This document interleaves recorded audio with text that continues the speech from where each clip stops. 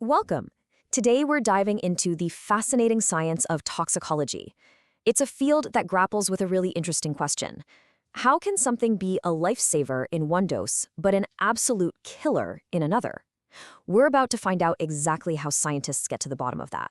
All right, to get us started, I've got a question for you that might sound, well, a little bit crazy. We all know we're supposed to drink plenty of water, right? Stay hydrated. But what if I told you that the very same water that keeps us alive could actually kill you? It's not a trick question. The answer is a shocking yes. And this isn't some weird hypothetical. This is a real headline from back in 2007. A woman actually died from what's called water intoxication during a contest. This horrible story gets us right to the very core of toxicology. Where, exactly, is that line between harmless and fatal? And that is precisely what toxicology is all about. You can think of it as a mashup of biology, chemistry, and medicine, all focused on studying how toxic substances, poisons, affect living things. It's all about understanding the how much, and the consequences of that exposure. That core idea that it's the amount of something that really matters is anything but new. To really get how central this is, we're going to have to take a quick trip back in time to meet the people who literally built the entire field of toxicology around this one powerful concept. So the story really starts way back in the 1st century. A Greek physician named Dioscorides made one of the first real attempts to catalog plants based on whether they helped or harmed you.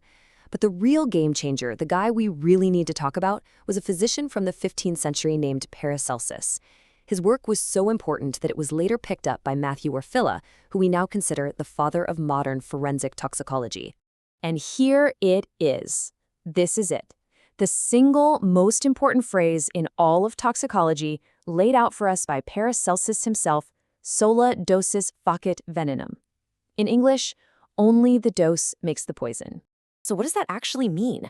It means that nothing is inherently a poison, and nothing is inherently harmless. It's always about the dose.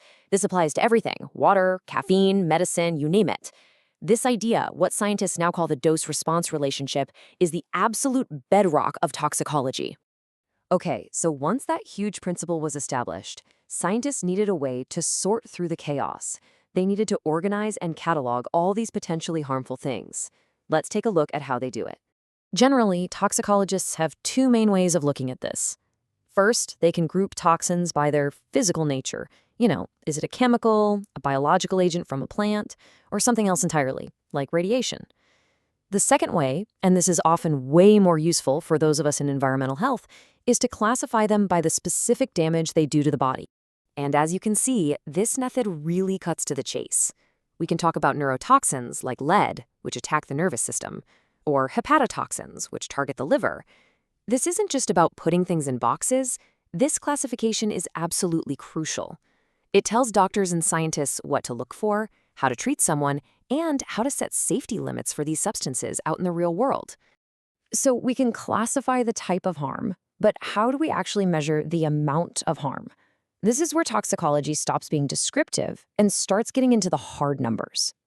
And this brings us right back to our man Paracelsus. The dose-response relationship is just the modern, scientific term for his big idea. It's all about creating a clear, predictable link between how much of something you're exposed to and how strong the effect is. And this is what that relationship looks like when you graph it out. It's a classic dose-response curve. Along the bottom, the x-axis, you have the dose going up. And on the side, the y-axis, you have the effect. In this case, mortality. And you can see, as the dose increases, so does the effect, almost always forming this classic S shape. Now, that curve gives us a super important number that's used all across the industry, the lethal dose 50, or LD50. Simply put, this is the dose that's expected to be lethal to exactly half of a test population. So why 50%? Well, it's a statistical sweet spot. It avoids the outliers at the low and high ends and gives us a really reliable, standard way to compare the short-term toxicity of different substances. This table shows some real-world examples. Now, listen up, because this is the single most important and kind of counterintuitive thing to remember about LD50. The lower the LD50 number, the more toxic the substance is. A tiny LD50 means it takes an incredibly small amount to be deadly, and that's absolutely vital to know when you're assessing risk. And wow, this chart really hammers that point home. Just look at the bar for ethyl alcohol. Its LD50 is a massive 10,000 milligrams per kilogram. Now compare that to strychnine, a classic poison. It's just 2. And then you have botulinum toxin, one of the deadliest substances known. Its LD50 is a mind-bendingly tiny fraction of a milligram. The difference isn't just big, it's astronomical.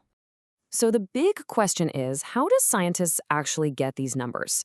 Answering that brings us to the methods they use for testing, and maybe more importantly, the ethical rules that guide all of this modern research.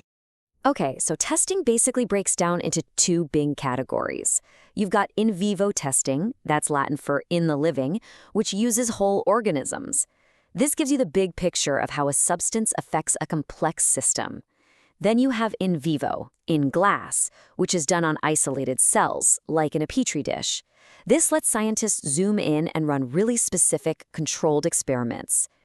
Now, obviously, because in vivo work involves living animals, the entire field is, and absolutely should be, governed by a really strict and vital set of ethical principles to make sure that research is done as humanely as possible. And that guiding principle is known as the 3 Rs.